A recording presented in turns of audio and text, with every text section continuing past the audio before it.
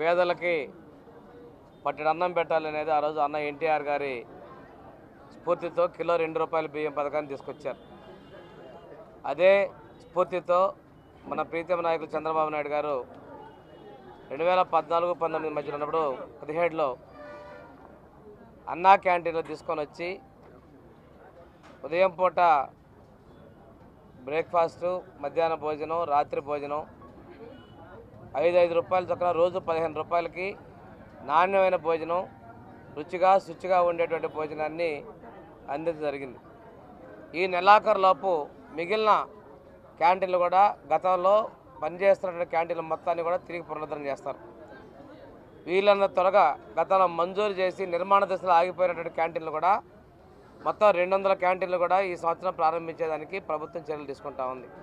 పేదల ఆకలి గ్రహించినటువంటి ఎన్డీఏ ప్రభుత్వం ఈరోజు ఏదైతే 4 బిల్డింగులు ఉన్నాయో ఇక్కడ అన్నా క్యాంటీన్లకి, ఈ 4కి మన శాసనసభ్యులు దామచర్ల జనార్దన్ గారి యొక్క నాయకత్వంలో ₹25 లక్షల పెట్టి ఇవన్నీ కూడా రిపేర్లు చేయించి ఈరోజు వాడుకలో తీసుకొని వచ్చాం. వీటి ఉద్దేశం పేదలకి నాణ్యమైన భోజనం. దీనిలో చాలామంది విరాళాలు కూడా ఇస్తూ ఉన్నారు.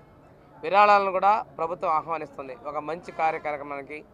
ఇది సెల్ఫ్ ఫైనాన్సింగ్గా వచ్చేటువంటి నిధులతోటే ఇది నిర్వహించాలని ఒక లక్ష్యంతో మనకి ముఖ్యమంత్రి గారు ముందుకెళ్తా ఉన్నారు.